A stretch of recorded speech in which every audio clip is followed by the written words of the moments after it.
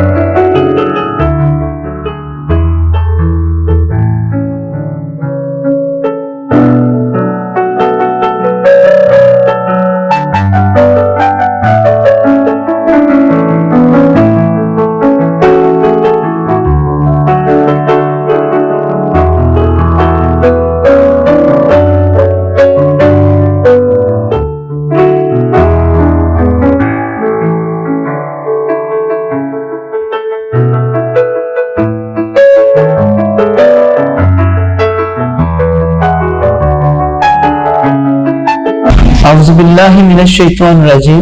Bismillahir-rahmanir-rahim. Respected parents and dear students, Assalamu alaikum.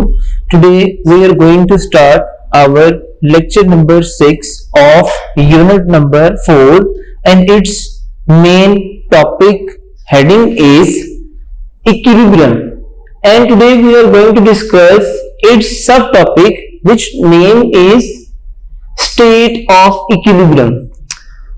आज हम detail में स्टडी करेंगे स्टेट ऑफ इक्विलिब्रियम कितनी होती हैं और किस तरीके से ये हमारे डेली लाइफ की थिंग्स में इंपॉर्टेंट रोल प्ले करते हैं।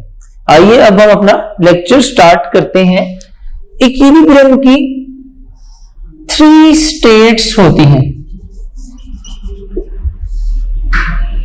3 स्टेट्स होती हैं।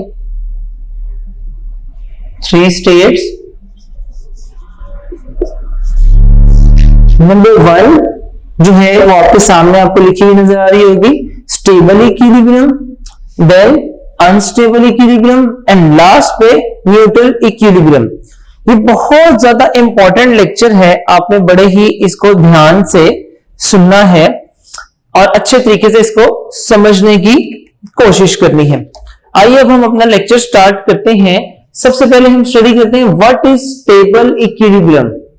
देखिए, स्टेबल इक्विलिब्रियम ऐसा इक्विलिब्रियम होता है अगर कोई भी ऑब्जेक्ट एक पोजीशन में प्रेजेंट है, हम उसको टिल्ट करें, मतलब थोड़ा सा उसकी ऐसे पकड़ के उसको इस तरीके से उठाएं एंड जब उसको हम छोड़ें वो दोबारा अपनी असल फर्स्ट वाली कंडीशन में चला जाए, ऐसे इक्विलिब्रियम को हम क्या कहते हैं? Stable equilibrium. A body is said to be in stable equilibrium. Body stable equilibrium में कब होगी? If after a slight tilt, बिल्कुल थोड़ा सा उसको टिल्ट उठाया जाए, कहां से? H से, it returns to its previous condition. Then such equilibrium is known as stable equilibrium. जैसे अब आपके सामने 2 डायग्राम्स आपको बनी नजर आ रही हैं। ए डायग्राम ये हमारे पास क्या है? बुक है। अब ये इस टाइम जो है हमारे पास अपनी करंट जो है लोकेशन में, करंट पोजीशन में है। यहां पे इस टाइम इसका सेंटर ऑफ ग्रेविटी ये है, जिसको हम जी से रिप्रेजेंट करें, ये इसकी लाइन है। लेकिन जब मैं इसको स्लाइटली टिल्ट करूंगा, ये इस तरीके से पड़ा था, इसको ऐसे पकड़ के मैंने इस तरीके से ऊपर यहां से इस तरीके से लिफ्ट अप किया। As a result of that इसका सेंटर ऑफ ग्रेविटी जो सेंटर जो है, सेंटर इसका जो पॉइंट होगा मैस का जो होगा वो क्या हो जाएगा? डिस्टर्ब हो जाएगा। As a result of that मैं कह सकता हूं यहां पे हमारा इस केस में जो ग्रेविटी है, ग्रेविटी ऑफ मैस, ये centre of mass, in short इसका जो असल जो वर्ड है ग्रेविटी ऑफ सेंटर, इसको नाम देना चाहिए हमें, वो हम क्या कहेंगे? थोड़ा सा क्या हो गया? डिस्टर्ब हो गया। एक मिनट यार,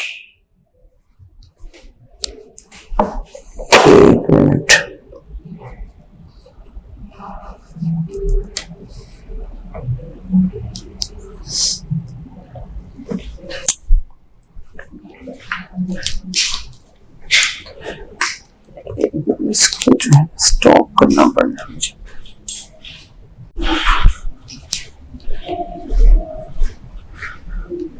Bismillahirrahmanirrahim. Respected parents and dear students, Assalamu alaikum.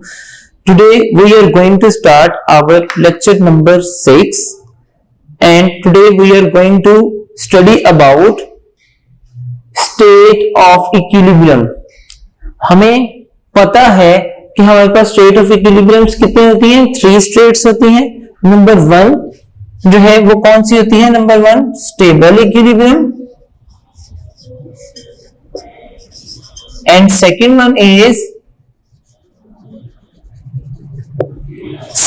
Is unstable equilibrium,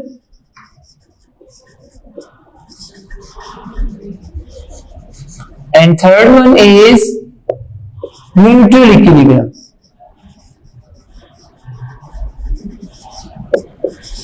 हम इन तीनों को वन बाय वन बहुत ही अच्छे अंदाज से विद एन एग्जांपल स्टडी करेंगे।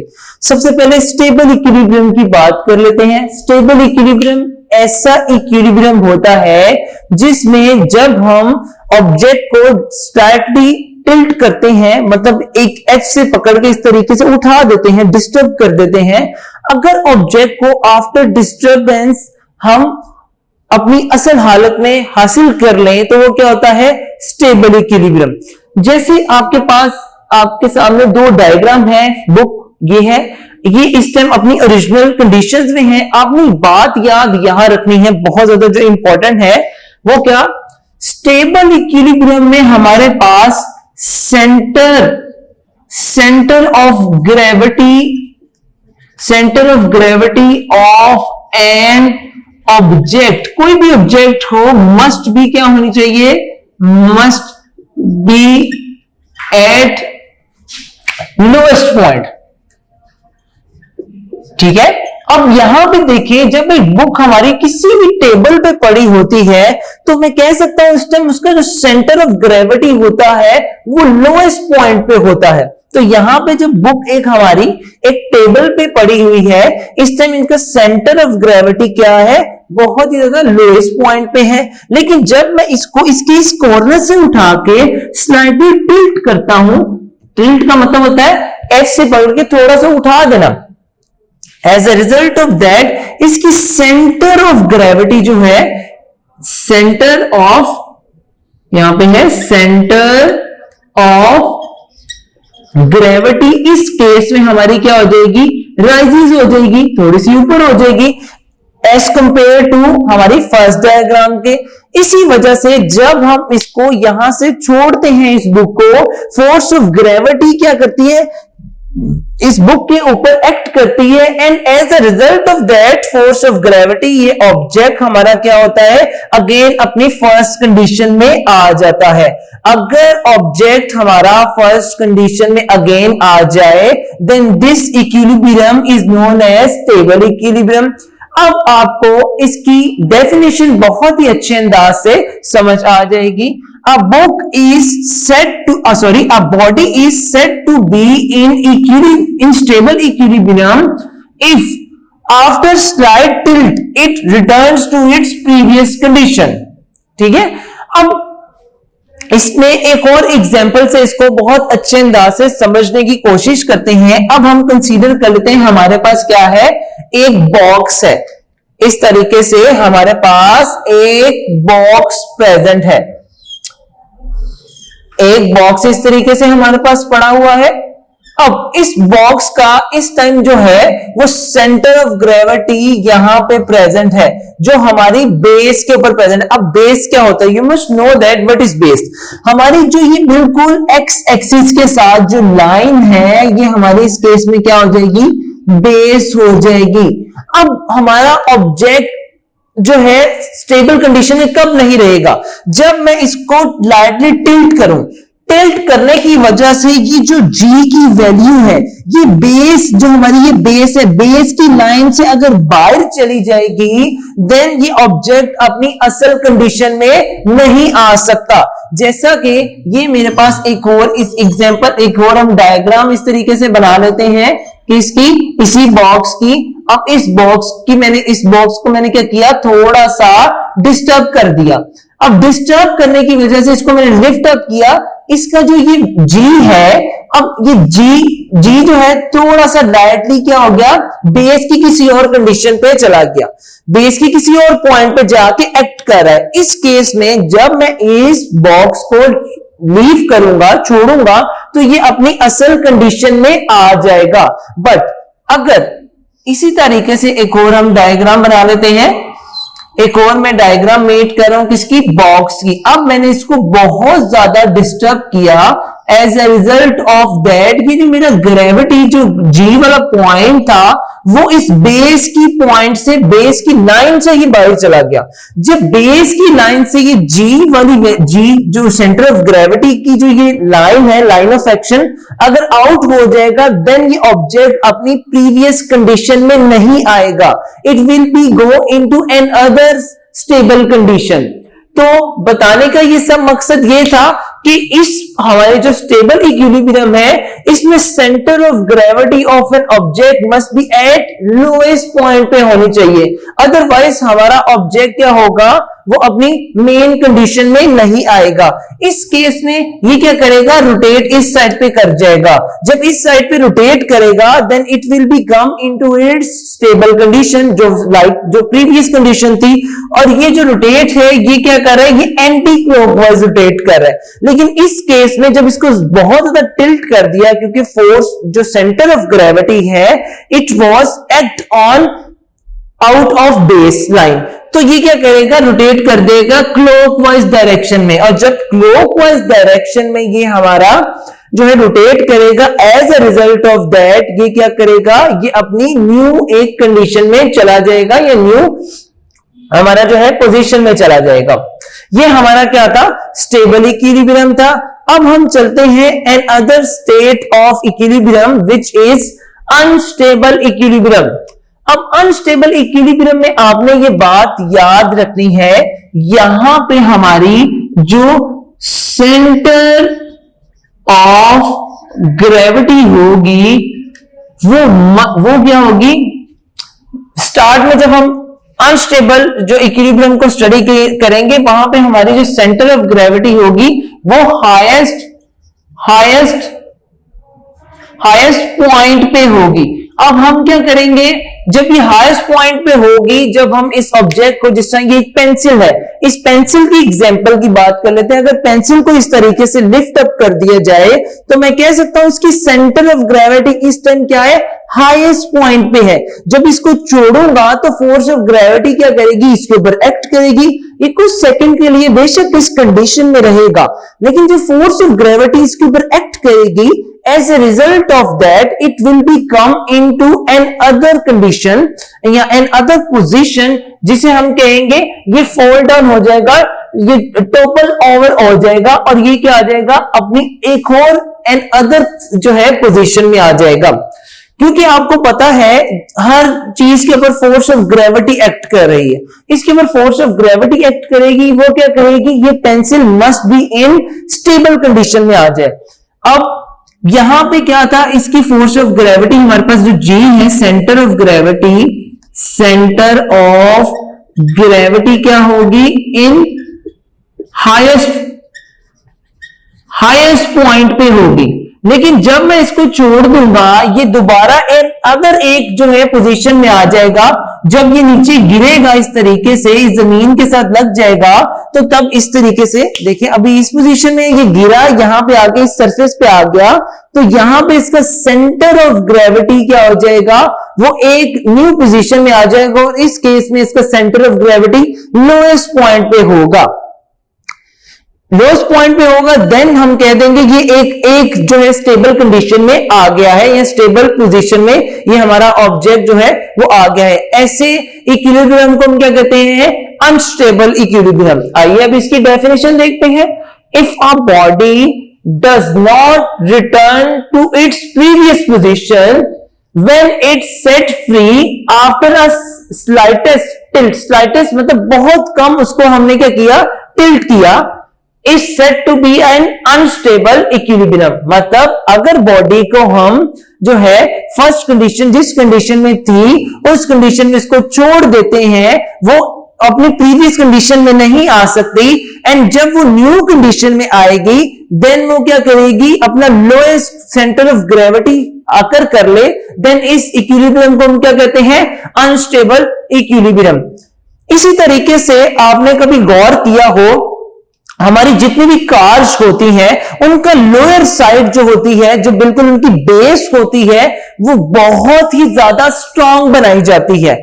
और क्यों स्ट्रांग बनाई जाती है, ताकि उनका सेंटर ऑफ ग्रेविटी जो है वो बहुत ही अच्छा हो और बहुत ही लोएस्ट पॉइंट हो, ताकि हमारी गाड़ी अगर इस तरीके से, जिसमें मरी के आपने रोड्स देखे हुए हैं, वो इन जो है इस तरीके से जिग जैगिंग करते हैं, तो कार हमारी जो है उनका सेंटर ऑफ ग्रेविटी बेस की लाइन से बाहर ना जाए और हमारी गाड़ी जो है वो कहीं उलट ना जाए। तो इस वजह से गाड़ी की बेस जो है वो बहुत ही स्ट्रांग बनाई जाती है, ताकि हमारी जो कार है वो क्या रहे, वो स्टेबल कंडीशन में रहे। आफ्टर दैट हम एन अदर जो कंडीशन है या स्टेट सॉरी कहना चाहिए, एक जो स्टेट है इक्विलिब्रियम की उसको डिस्कस करने लगे हैं, विच इज न्यूट्रल इक्विलिब्रियम।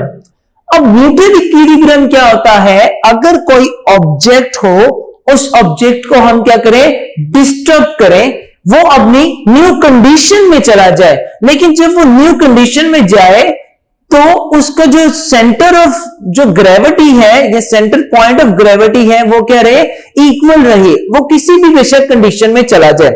इसको समझने के लिए हम एक एग्जांपल कंसीडर करते हैं एक बॉल की, जिसे फुटबॉल है। आपको पता है फुटबॉल क्या है, एक स्पेयर की फॉर्म में होता है, तो उसका सेंटर ऑफ ग्रेविटी वो बेशक जिस मर्जी कंडीशन में चला जाए, जिस मर्जी पोजीशन में चला जाए, वो क्या होगा, ऑलवेज सेम होगा। तो देखिए इसका सेंटर ऑफ ग्रेविटी क्या है, ये पॉइंट है, इट्स अ सेम। अब मैंने क्या किया, इस प्रीवियस कंडीशन से इसको एन अदर कंडीशन में चेंज कर दिया। अब आपको नजर आ रहा होगा इसका सेंटर ऑफ ग्रेविटी ये पॉइंट है। देखिए दोनों केसेस में सेंटर ऑफ ग्रेविटी हमारा क्या था, इट्स अ सेम। बेशक ये क्या हुआ, इसको हमने डिस्टर्ब किया, as a result of that it will be come into a new conditions या न्यू पोजीशन, फिर भी इसका सेंटर ऑफ ग्रेविटी क्या होगा, सेम रहेगा। इसी तरीके से अगर आप बात कर लें इसकी एग्जांपल्स को हम अगर थोड़ा सा एक्सप्लेन करें, इसकी जो हमारी एग्जांपल न्यूट्रल इक्विलिब्रियम की है, वो एग्जांपल अगर हम यहाँ पे थोड़ा सा आपको बताना चाहें तो ये मैंने एक जो डायग्राम बनाई हुई है, ये भी क्या है, ये आपकी पेंसिल की डायग्राम है, जो इसको अगेन एक्सप्लेन कर लेते हैं। ये 4 एग्जांपल किसकी हैं, ये हमारे पास एग्जांपल सब की सब हमारे पास जो आ रही हैं वो किसकी है, न्यूट्रल इक्विलिब्रियम की है। पहली जो है आप पेंसिल की अगर हम एग्जांपल की बात करें तो क्या है, जब आपकी देखिए पेंसिल इस कंडीशन में हो, इस कंडीशन में होगी, जब हम उसको डिस्टर्ब कर देंगे तो वो नेक्स्ट हमारे पास जो कंडीशन आ जाएगी वो इस तरीके से क्या होगी, वो जमीन पे या आपकी जो कोई सरफेस है उसके ऊपर गिर जाएगी।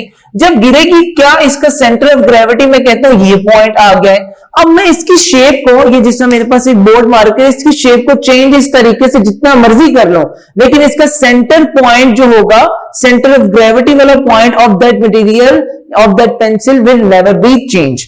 इसी तरीके से स्पेयर की बात कर ली है मैंने। अब एक और एग्जांपल की बात करते हैं, आ रोलर। आपने अगर देखा हो, जिसमें पाकिस्तान की जितनी ग्राउंड्स हैं, लाहौर में जो हमारे पास कजाफी स्टेडियम है, वहां पे एक रोलर होता है। इसके थ्रू हम क्या करते हैं, अपनी जो है वो पिच को साफ करते हैं, अच्छा करते हैं, ताकि वहां पे बैट बॉल इजीली मैचेस हो सके। तो वो जो रोलर होता है, रोलर को जितना मर्जी मूव कर ले, वो क्या होता है, इन स्फीयर फॉर्म में होता है, उसका central point will never be change. एक बॉल की बात कर लें जो मैंने कर ली है, फुटबॉल की बात कर लें, ये ऑल आर क्या है, न्यूट्रल इक्विलिब्रियम है। ये आज का हमारा टॉपिक था। अब हम एक दफा इसको बुक से भी रीड आउट कर लेते हैं। अब आप अपनी बुक का पेज नंबर 100 ओपन कर लें। स्टेट्स ऑफ इक्विलिब्रियम, यहां पे मैंने स्टेट लिखा है, लेकिन यहां पे स्टेट्स ऑफ इक्विलिब्रियम आएगा, क्योंकि हम 3 स्टेट्स ऑफ इक्विलिब्रियम को डिफाइन कर रहे हैं। यहां पे there are three states of equilibrium, हमारे पास थ्री स्टेट्स ऑफ इक्विलिब्रियम है। Number one is stable equilibrium, second is unstable equilibrium and last one is neutral equilibrium. A body may be in one of these three state of equilibrium. Her body, वो कह रहा है कि body में भी हो सकता है इन तीनों में से कोई एक स्टेट ऑफ एन इक्विलिब्रियम रखता हो। सबसे पहले हम एक्सप्लेन कर लेते हैं स्टेबल इक्विलिब्रियम को।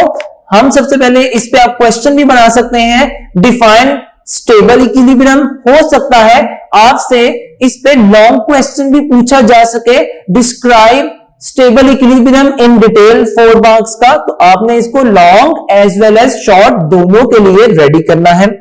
अ body is said to be in stable equilibrium if after a slide का मतलब है बिल्कुल लाइट सा स्लाइड टिल्ट, इसको कॉर्नर से उठाना, इट रिटर्न का मतलब होता है वापस टू इट्स प्रीवियस पहली कंडीशन में आ जाना या पहली पोजीशन में आ जाना, ये क्या होता है स्टेबल इक्विलिब्रियम। आफ्टर दैट आप एग्जांपल फॉर एग्जांपल की हेडिंग दे दें अपने पेज नंबर 100 पे, जिसको मैं रीड आउट कर रहा हूं। कंसीडर अ बुक लाइन का मतलब होता है पड़े होना, on a table, tilts the book slightly about its one edge by lifting it from the opposite side as shown in figure 4.13। जैसे फिगर पे आपको नजर आ रहा है बिल्कुल एक कॉर्नर से ऑपोजिट, जिसका ऑपोजिट कॉर्नर मतलब एक साइड ये है तो इसका ऑपोजिट क्या होगा, दूसरी साइड, वहां से पकड़ के इसको लाइटली इस तरीके से ऊपर उठाया गया है। It returns to its previous position when set free। जब मैं इसको इस तरीके से छोड़ दूंगा आपकी बुक क्या हो जाएगी, इस तरीके की पड़ी है, जब छोड़ूंगा तो दोबारा अपनी असल कंडीशन में आ जाएगी। Such a state of a body is called stable equilibrium। And other example को हम एक्सप्लेन कर लेते हैं। ये पॉइंट्स बहुत ज्यादा इंपॉर्टेंट है, अब आपने इनको एज एन एमसीक्यूज के लिए जो नेक्स्ट पैराग्राफ है इसको रेडी करना है। कह रहा है when a body is in stable equilibrium, जब आपकी बॉडी स्टेबल इक्विलिब्रियम में होगी, it's centre of gravity is at the lowest point. अब आपसे इसका एमसीक्यूज पूछा जा सकता है, जब बॉडी आपकी स्टेबल इक्विलिब्रियम में होती है तो इसका सेंटर ऑफ ग्रेविटी लोएस्ट होता है, हाईएस्ट होता है, मिड में होता है या नन ऑफ दिस होता है। आप इसको इजीली बता सकते हैं, इसका जो आंसर है इट्स इज लोएस्ट पॉइंट पे होता है। When it is tilt, जब हम इसको थोड़ा सा लिफ्ट अप करते हैं, its center of gravity rises का मतलब होता है बढ़ जाती है, ज्यादा हो जाती है। It return to its stable state by lowering its center of gravity। अब वो कह रहा है अपनी इसमें देख लें, ये असल कंडीशन में था फर्स्ट पोजीशन में, जब इस कंडीशन में मैं इसको लिफ्ट करूंगा ये अगेन अपनी फर्स्ट कंडीशन में आने के लिए अपने सेंटर ऑफ ग्रेविटी को दोबारा लोएस्ट पॉइंट पे लेके आएगा। A body remain in stable equilibrium as long as centre of gravity act through the base of the body. Next and other example of stable equilibrium we will discuss. Consider a block as shown in figure 4.34। जैसे मैंने 3 blocks बना दिए हैं आपके सामने, इसी example को अब हम डिटेल में एक्सप्लेन करने लगे हैं। When the block is tilt, थोड़ा सा उसको लिफ्ट अप किया जाएगा, its centre of gravity automatically rise हो जाएगी। If the vertical line through G passes through its base in the tilted position, वही बात कर रहा है, ये टिल्टेड पोजीशन अगर इस बेस पे प्रेजेंट रहेगी, मतलब ये हमारी जो वर्टिकल लाइन है वो क्या होगी, इस बेस पे ही अगर प्रेजेंट रहेगी, then the block returns to its previous position. Then block क्या होगा, अपनी प्रीवियस पोजीशन पे आ जाएगा। If the vertical line pass through G get out of its base as shown in figure 4.32C, मतलब C जो figure में बता रहा है, जैसे यहां पे बता रहा है, अगर इस बेस लाइन से जो ये वर्टिकल लाइन है, जो सेंटर ऑफ G की जो लाइन है, लाइन ऑफ एक्शन, अगर ये इस बेस से ज्यादा हो गई, देन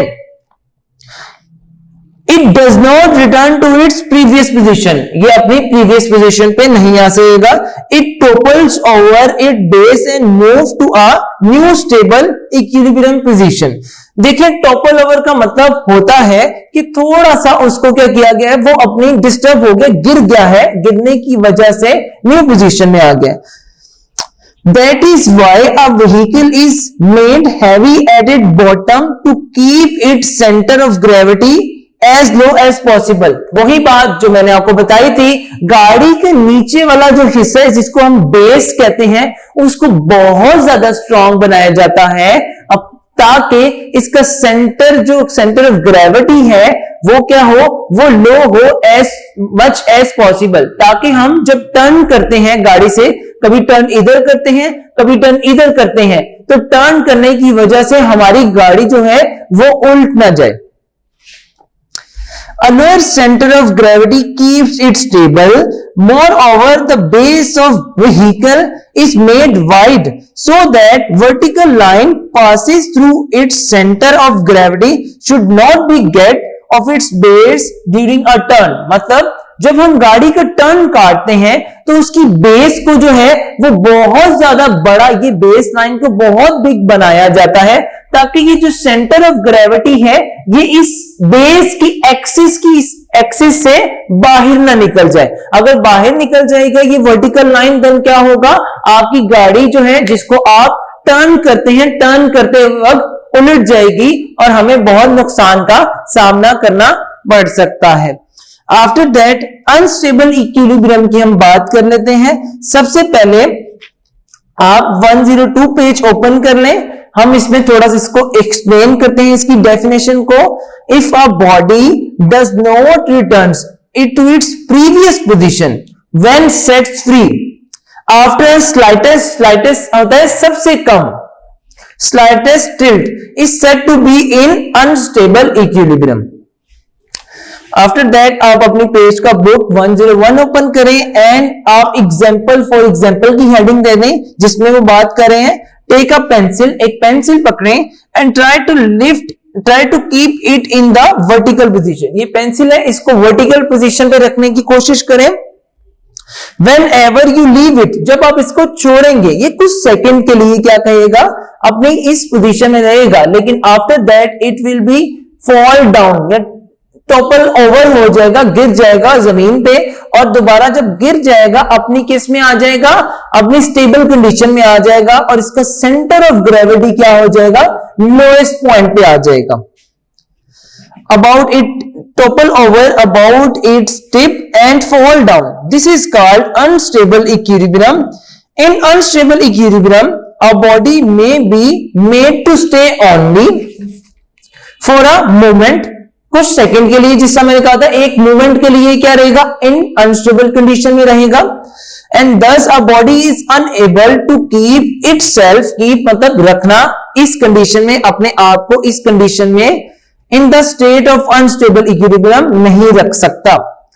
दस अब यहां देखें जो स्टेबल एंड अनस्टेबल इक्विलिब्रियम में सिर्फ एक पॉइंट का जो डिफरेंस है वो क्या है, the centre of gravity of a body is eight highest position in the state of unstable equilibrium. Stable equilibrium में सेंटर ऑफ ग्रेविटी जो होगी वो किस में होगी, वो लोएस्ट पॉइंट पे होगी, लेकिन अनस्टेबल में क्या होगी, यहां पे हमारी जो हाईएस्ट पॉइंट पे होगी, हाईएस्ट पॉइंट पे हमारी क्या होगी, यहां पे सेंटर ऑफ ग्रेविटी होगी। And as the body topple over, जब वो गिर जाएगी, over its base, its centre of gravity move toward its lower position and does not return to its previous position. जब ये बॉडी अपनी सेकंड कंडीशन में चलेगी, सेकंड पोजीशन में चली जाती है, तब आपकी बॉडी जो रहेगी उस स्टेट में स्टेबल रहेगी, तब वो अपनी प्रीवियस पोजीशन में नहीं आ सकती। ये हमारा टॉपिक क्या था, अनस्टेबल इक्विलिब्रियम था। आफ्टर दैट हम न्यूट्रल इक्विलिब्रियम को इसी तरीके से डिस्कस कर लेते हैं। If a body remains into its new position when disturb, disturb का मतलब होता है थोड़ा सा उसको इस तरीके से पुल कर देना या उसको पुश कर देना, from its previous position, it is said to be in a state of neutral equilibrium. अब इसमें बॉल की एग्जांपल है, आप यहां पे फॉर एग्जांपल की हेडिंग दे दें, take a ball and place it on a horizontal surface. Horizontal मतलब आपके पास, आपको ये बात पता होनी चाहिए, दो एक्सिस होते हैं, एक एक्स एक्सिस एंड एक वाई एक्सिस। अब वाई एक्सिस के ऊपर, वाई एक्सिस क्या होता है, इस तरीके से एक वर्टिकल लाइन होती है जिसे हम क्या कहते हैं, ये हमारा क्या होता है, वाई एक्सिस पे होता है। एक हमारे पास क्या होती है, इस तरीके से हॉरिजॉन्टल लाइन होती है, हॉरिजॉन्टल लाइन होती है, इसे हम क्या कहते हैं, ये हमारे क्या पे है, एक्स एक्सिस पे है। किस पे है, एक्स एक्सिस पे। तो हमने बॉल को क्या कंसीडर कर लिया, जो एग्जांपल है आपके सामने, इसको हमने एक हॉरिजॉन्टल लाइन पे कंसीडर कर लिया है। Roll the ball over the surface and leave it after displacing. Displacing का मतलब होता है डिस्प्लेस कर देना, मतलब जो पहली पोजीशन पे था उसको खराब करके उसको नेक्स्ट पोजीशन पे ले आए, डिस्प्लेस कर दिया from its previous position. It remains in its new position and does not return to its previous position. This is called neutral equilibrium. In neutral equilibrium, all the new state in which a body is moved. अब देखिए यहां पे अब आपको difference पता लगने लगा है, इन तीनों में क्या क्या डिफरेंस है। वो कह रहा है जब आपकी बॉडी इन न्यूट्रल इक्विलिब्रियम में आ जाती है, the body remain in its new state, वो अपनी न्यू स्टेट में रहती है, प्रीवियस स्टेट से जब उसको एक दफा डिस्टर्ब कर दिया जाता है। इन neutral equilibrium the centre of gravity of a body remain at the same height. मतलब ये इस कंडीशन में, इस पॉइंट पे हम बॉल को, हमारे स्पेयर को या इस पेंसिल को अगर एक दफा डिस्टर्ब कर देते हैं, वो बेशक अपनी किसी भी न्यू पॉइंट पे या न्यू पोजीशन पे आ जाता है, तो इसका सेंटर ऑफ ग्रेविटी क्या रहता है, सेम हाइट पे रहता है। बस ये तीनों में फर्क था, डिफरेंस था इन स्टेट्स में। इन neutral equilibrium the center of gravity of a body remains at the same height to its new position. There are various objects which have neutral equilibrium such as ball, a sphere, a roller, a pencil lying horizontally. मतलब ऐसे object जो horizontal पड़े होते हैं, ये सब objects की जो हमने एग्जांपल डिस्कस की थी पहले, वो क्या थी, सारे के सारे ऑब्जेक्ट हमारे हॉरिजॉन्टल लाइन में प्रेजेंट थे। And egg laying horizontally on the flat surface, ETC का मतलब होता है एक्सेट्रा वगैरह वगैरह। इसकी मतलब न्यूट्रल इक्विलिब्रियम की हमारी लाइफ में बहुत सी एग्जाम्पल्स हैं जिनको हम देखते हैं, डिस्कस करते हैं, तो हमें पता लगता है वो ऑब्जेक्ट्स जो हैं वो न्यूट्रल इक्विलिब्रियम रखते हैं। जैसे हमने आपके सामने बॉल की एग्जांपल की, हमने एक रोलर की एग्जांपल को डिस्कस किया, हमने एक बॉल को डिस्कस किया। अभी हमने जो है वो इक्विलिब्रियम, स्टेट्स ऑफ इक्विलिब्रियम को डिस्कस किया था। आफ्टर दैट हमारा जो न्यू टॉपिक है, it's 4.9, stability and position of centre of मास। इस टॉपिक में हम डिटेल में स्टडी करेंगे कि मास जो है उसको लो रखना कितना इंपॉर्टेंट है। इन सब चीजों को हम डिटेल में स्टडी करेंगे with the help of examples, कुछ एग्जांपल्स के थ्रू। अब हम सबसे पहले अपना जो मेजर पॉइंट है उसको डिस्कस कर लेते हैं। वो क्या है कि position of centre of mass of an object play an important role in their stability। मतलब ये कि किसी भी मटेरियल या हमारे पास जो ऑब्जेक्ट है उसका सेंटर ऑफ मास बहुत ही ज्यादा इंपॉर्टेंट रोल प्ले करता है, किसमें, स्टेबिलिटी हासिल करने में। टू मेक देम स्टेबल, हम किसी भी एटम को स्टेबल या किसी भी हमारे पास जो ऑब्जेक्ट है उसको स्टेबल कब कर सकते हैं, व्हेन देयर masses या when their mass या when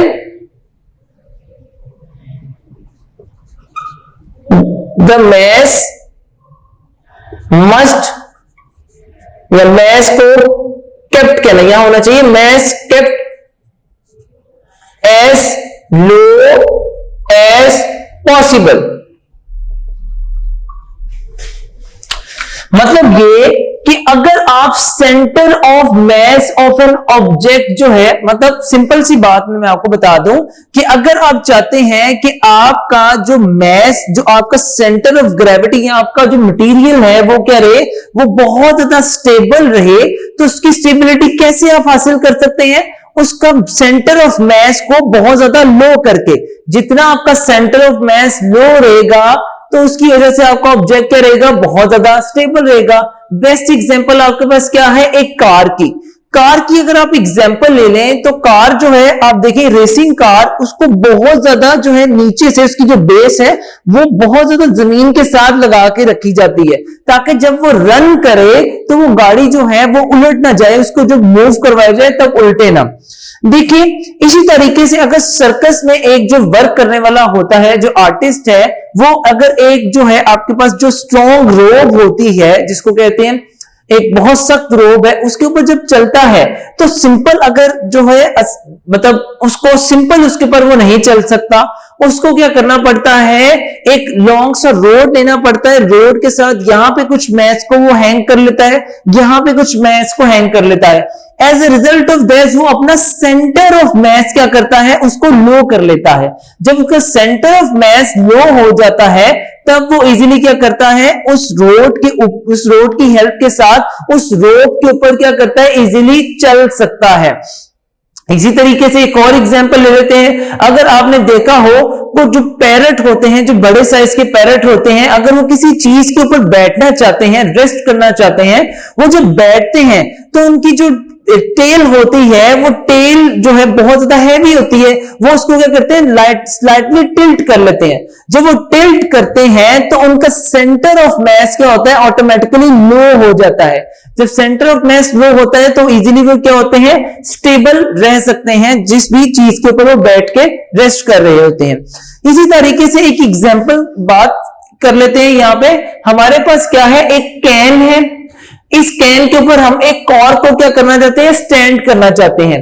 तो नीडल इसके अंदर से हमने क्या किया, नीडल को पास करवाया और इस कैन के ऊपर हम इसको नीडल को फिक्स करना चाहते हैं कि इजीली स्टैंड हो जाए। लेकिन यहां पे जो कॉर्क है, इसका सेंटर ऑफ मास बहुत ज्यादा है, इसी वजह से क्या है, ये इस नीडल को स्टेबल नहीं कर पा रहा। मैं क्या करता हूं, दोनों साइड पे फॉक्स लगा देता हूं। ठीक है, इस फॉक के थ्रू मैं क्या कर सकता हूं, इस जो कॉर्क है इसका सेंटर ऑफ मास को क्या करूंगा, थोड़ा सा लोअर कर दूंगा। As a result of that ये जो नीडल है इजीली इसके ऊपर स्टेबल हो जाएगी। आफ्टर दैट हम क्या करते हैं, दो बैलून्स कंसीडर कर लेते हैं। इस बैलून में मैं क्या करता हूं, एयर फिल कर लेता हूं, एयर फिल्ड कर लेता हूं। जबकि इस बैलून में मैं क्या करता हूं, इतना जो है वो वाटर फिल कर लेता हूं। जब मैं इसमें इतना वाटर फिल कर लेता हूं तो ये क्या होता है, इसका सेंटर ऑफ मास क्या होता है, इसका सेंटर ऑफ मास जो है वो लो हो जाता है। As a result of that अगर मैं इसको अपने हाथ पे भी इस तरीके से रखना चाहूं, इस बैलून को जिसमें वाटर फील्ड है, तो इजीली वो स्टेबल रह सकता है। जबकि ये जो एयर फील्ड वाला बैलून है, इसको मैं हाथ में रखूंगा, वो एक जगह स्टेबल नहीं रहेगा, कभी इस साइड पे मूव करेगा, कभी उस साइड पे मूव करेगा, क्योंकि उसका सेंटर ऑफ मास जो होता है वो बहुत ज्यादा हाई होता है as compare of that mass. ये एग्जांपल्स जो हैं, उम्मीद है आपको इनसे stability and position of centre of mass समझ आ गई होगी, और आपको ये समझ आ गई होगी जितनी भी रेसिंग कार्स होती हैं वो नीचे से उन छोटी क्यों रखी जाती है, उनका साइज जो है स्मॉल क्यों रखा जाता है नीचे से, और उनकी बेस इतनी वाइड क्यों रखी जाती है। अब आप अपनी बुक का पेज नंबर 102 ओपन कर लें, हम इसको रीड कर लेते हैं। As we have learned that, हम जैसे लास्ट टॉपिक से पढ़ चुके हैं, position of center of mass of an object plays an important role in their stability. To make them stable, किसी भी ऑब्जेक्ट को स्टेबल करने के लिए their centre of mass must be kept as low as possible, उनका centre of mass हमें जो है बहुत ज्यादा लो रखना पड़ेगा, as much as possible. It is due to the reason, यही रीजन है, the racing car are made heavy at the bottom, lower side को कहते हैं, and their height is kept to be the minimum, और उनकी height जो हमारी ये अर्थ की सरफेस से जो हाइट है वो बहुत ज्यादा मिनिमम इसीलिए रखी जाती है। Circus artist such as tight rope walkers use long poles to lower their centre of mass, जैसे ये इस तरीके से ये एक बड़ा सा पाइप है, एक वेट इधर लटका देता है, जो आपका आर्टिस्ट है जो वर्क करता है वहां पे, एक यहाँ पे जो सर्कस में वर्क करने वाला है लटका देता है, ताकि इसका सेंटर ऑफ मास ऑटोमेटिकली, अगर पहले जब ये नहीं थे तो पहले सेंटर ऑफ मास अगर यहां था, फिर सेंटर ऑफ मास क्या हो जाएगा, इनकी वजह से लोअर हो जाएगा। In this way they are pretended मतलब करते हैं, फ्रॉम टॉपल ओवर मतलब गिरने से अपने आप को रोकता है, कौन, सर्कस का artist. Here are few examples in which lowering of centre of mass make the object stable, ये कुछ एग्जांपल्स थे, इन एग्जांपल्स के थ्रू एक्सप्लेन किया गया कि किस तरीके से ऑब्जेक्ट जो है वो, या कोई भी ह्यूमन बीइंग है या कोई भी ऑब्जेक्ट है, वो अपना सेंटर ऑफ मास को क्या करते हैं, लोअर करते हैं, और अपने आप को क्या करते हैं, स्टेबल करते हैं। These objects return to their stable state when disturbed. In each case, center of mass is vertically below their points of support. This make their equilibrium stable. अब कुछ और एग्जांपल्स की बात कर रहा है। Figure 4.35 shows a swing needle fixed in a cork. वही जो मैंने यहां पे एग्जांपल एक्सप्लेन की थी। The cork is balanced on the top of the needle by hanging fork. मतलब दो जो आपके इसको जो है हम कहते हैं फोक, कांटे को कहते हैं, दो कांटों के थ्रू हमने क्या किया, इस कॉर्क को इजिली जो है एक जगह स्टेबल कर दिया, इस वजह से इसका सेंटर ऑफ मास ऑटोमेटिकली क्या हो गया, लोअर हो गया। The fork lower the center of mass of the system. Figure 4.39a shows a parrot which is made heavy at its tail, जिसकी टेल जो थी वो बहुत ज्यादा हैवी थी।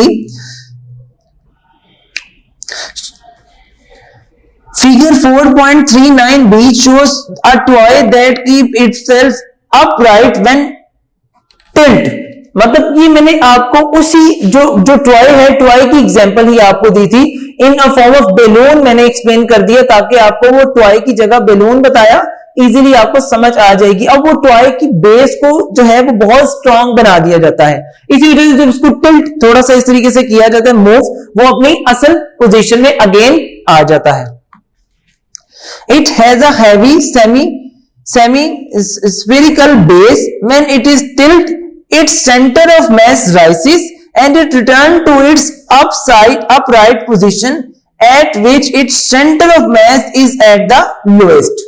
उम्मीद करता हूं ये आपको टॉपिक बहुत ही अच्छे अंदाज से समझ आ गया होगा। अब आप अपनी बुक का पेज नंबर 109 ओपन कर लें, ताकि हम MCQs जो है, जो आपका 4.1 क्वेश्चन है, उसको अच्छे अंदाज से यहां पे एक्सप्लेन कर सकें।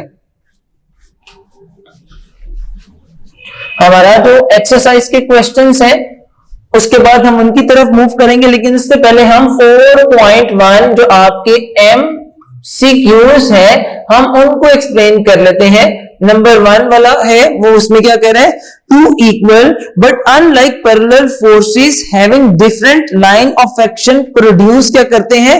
ये आपको टॉर्क की डेफिनेशन के बारे में पूछ रहा है, ये टॉर्क की डेफिनेशन ही ऊपर गिवन है। इसका मतलब हमारा फर्स्ट जो MCQs है इसका आंसर क्या है, अ कपल, इसको आप टिक कर लें। इसका आंसर क्या है, B, a couple. After that हमारा सेकंड MCQs क्या है, बहुत इंपॉर्टेंट MCQs है, बोर्ड में काफी दफा ये MCQs पूछा जा चुका है। which is the number of forces that can be added by head to tail rule। आपने head to tail rule के टॉपिक में इस चीज को बहुत अच्छे अंदाज से पढ़ा था कि आप head to tail rule के through any number of forces add up कर सकते हैं। एनी नंबर इसका आंसर आ जाएगा। अब आप डी ऑप्शन पे टिक कर लें। आफ्टर दैट हमारा जो थर्ड वाला है ऑप्शन, थर्ड वाला एमसीक्यू, उसको स्टडी कर लेते हैं। The number of perpendicular components of a forces. हमारे पास दो परपेंडिकुलर कंपोनेंट ऑफ फोर्सेस ही होते हैं, तो इसका आंसर क्या हो जाएगा? B. As we know that हमारे पास क्या होता है, दो एक्सिस को हम एक्सप्लेन करते हैं, एक एक्स एक्सिस एंड एक वाई एक्सिस। इन दोनों के दरमियान में क्या होता है? 90 डिग्री का एंगल। ये एक्स एक्सिस है, ये वाई एक्सिस है। इसका मतलब क्या है? हमारे पास टू परपेंडिकुलर कंपोनेंट्स होते हैं। After that our fourth point is, अब कह रहा है a force of 10 newton is making an angle of 30 degree with the horizontal. Horizontal का मतलब क्या होता है? ये बात आपने याद रखनी है। हमारी ये एक्स एक्सिस जो होता है, ये हमारा क्या होता है? हॉरिजॉन्टल एक्सिस होता है। वो क्या कह रहा है? जब भी हॉरिजॉन्टल एक्सिस की बात करें, इसमें सिंपल कह रहा है एफ ऑफ एक्स आप फाइंड करें, जबकि आपके पास एफ फोर्स कितनी है? It's value is 10 Newton and जो थीटा है इसकी वैल्यू क्या है? जो एंगल बन रहा है इसकी वैल्यू 30 डिग्री है। तो इसकी वैल्यू फाइंड करें। इसकी वैल्यू फाइंड करने का क्या होता है? एफ ऑफ एक्स किसके इक्वल होता है? F cos theta.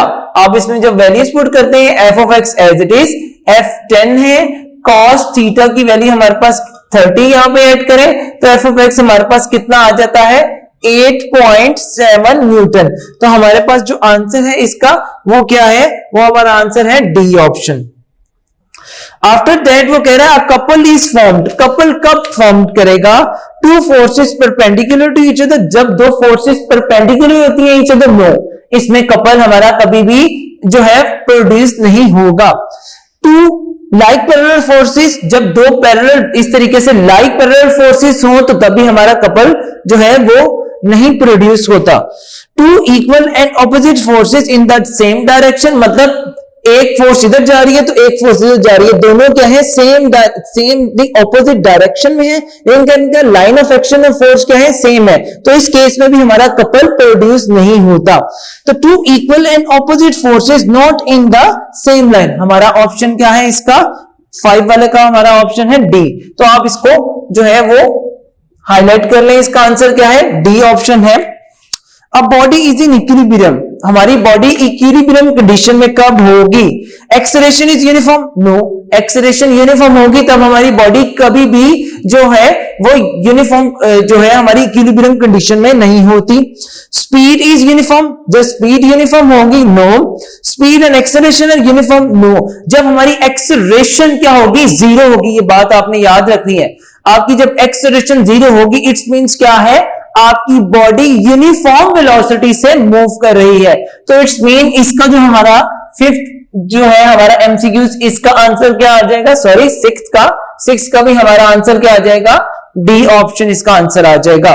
After that हमारा 7 एमसीक्यूज है जो हमने आज ही टॉपिक पढ़ा है, न्यूट्रल इक्विलिब्रियम से रिलेटेड है।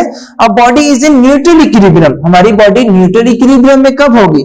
When its centre of gravity. इसकी सेंटर ऑफ ग्रेविटी क्या होगी? इसका ऑप्शन है C, keep its height if displaced. ये इसका ऑप्शन था, क्योंकि आज ही हमने इसको बड़े ही अच्छे अंदाज से डिटेल में स्टडी किया है। आफ्टर दैट हमारा लास्ट एमसीक्यूज है which is racing car are made stable by. हम रेसिंग कार को किस तरीके से स्टेबल करते हैं? इसका ऑप्शन भी सी है, lowering there centre of gravity. हम इसका सेंटर ऑफ ग्रेविटी क्या कर देते हैं? लो कर देते हैं। उम्मीद करता हूं आज का लेक्चर आपको बहुत ही अच्छे अंदाज से समझ आ गया होगा, किस तरीके से हमने एग्जाम्पल से ईच एंड एवरीथिंग को एक्सप्लेन किया। आज हमारा जो लेक्चर नंबर 6 था वो आज यहां पे एंड होता है। Thank you.